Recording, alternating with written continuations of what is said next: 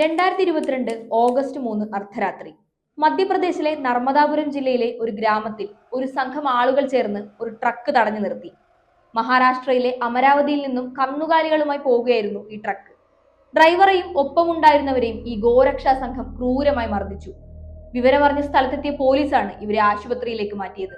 ചികിത്സയിലിരിക്കെ നാസർ അഹമ്മദ് എന്ന വ്യക്തി മരണത്തിന് കീഴടങ്ങി. 4 വർഷം നീണ്ടുനിന്ന വിചാരണയ്ക്കൊടുവിൽ ഇക്കഴിഞ്ഞ ജൂൺ 13 കേസിലെ പ്രതികൾ ശിക്ഷിക്കപ്പെട്ടു.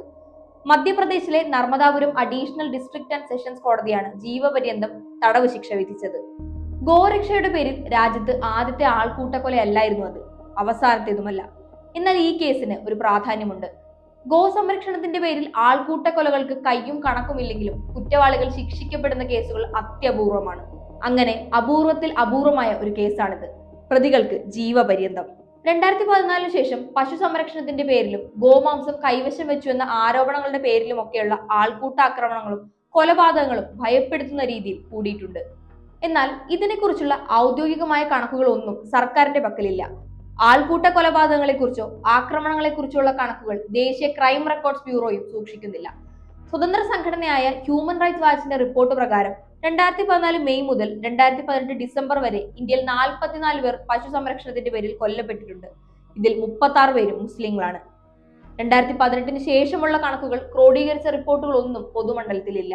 മാധ്യമ റിപ്പോർട്ടുകൾ ഉപയോഗിച്ച് ഓരോ വർഷത്തെയും കണക്കുകൾ ഞങ്ങൾ പരിശോധിച്ചു നോക്കി. 2023 21 ആൾക്കൂട്ട ആക്രമണങ്ങളാണ് നടന്നത്. ഇതിൽ 12 പശുവുമായി ബന്ധപ്പെട്ടത്. 16 പേരാണ് ആ വർഷം കൊല്ലപ്പെട്ടത്. എല്ലാവരും മുസ്ലിങ്ങൾ. 2024 10 പേരും 2025 8 പേരും ആൾക്കൂട്ട ആക്രമണങ്ങൾക്ക് ഇരയായി രാജ്യത്ത് കൊല്ലപ്പെട്ടിട്ടുണ്ട്. വെബ്സൈറ്റിലെ വിശദമായ റിപ്പോർട്ടിൽ 2018 ശേഷമുള്ള മുഴുവൻ കണക്കുകളും വായിക്കാം. ഇനി ഇപ്പറഞ്ഞ കേസുകളുടെയൊക്കെ നിലവിലെ സ്ഥിതി എന്താണ്?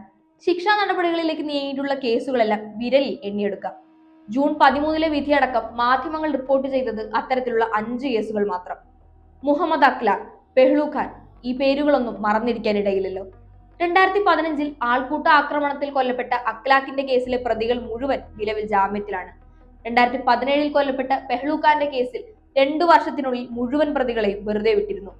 കോടതി വിരൽ ചൂണ്ടിയത് പോലീസിന്റെ ഭാഗത്തു നിന്നുണ്ടായ ഗുരുതരമായ വീഴ്ചകളിലേക്കായിരുന്നു. ഇനിയും പല വിഷയങ്ങളുണ്ട്. ഇത്തരം കേസുകളിൽ പോലീസിന്റെ ഇടപെടലുകൾ എങ്ങനെയാണ്? ഓരോ സംസ്ഥാനങ്ങളിലും FIR രജിസ്റ്റർ ചെയ്യാനും അറസ്റ്റ് ചെയ്യാനും ഒക്കെ എടുക്കുന്ന സമയം എത്രയാണ്? നീതി നിഷേധിക്കപ്പെട്ടവർക്ക് നിയമം യാതൊരു ആശ്വാസവും കൊടുക്കുന്നില്ലേ? ഇപ്പറഞ്ഞ കണക്കുകളിൽ നിന്നൊക്കെ നമ്മൾ എന്താണ് മനസ്സിലാക്കേണ്ടത്? ഗോരക്ഷയുടെ പേരിലുള്ള ആൾക്കൂട്ട കൊലകൾ എന്ന ഞങ്ങളുടെ റിപ്പോർട്ട് OBCയുടെ വെബ്സൈറ്റിൽ വായിക്കാം. ചോദ്യങ്ങൾക്കെല്ലാം ഉത്തരങ്ങളുണ്ട്.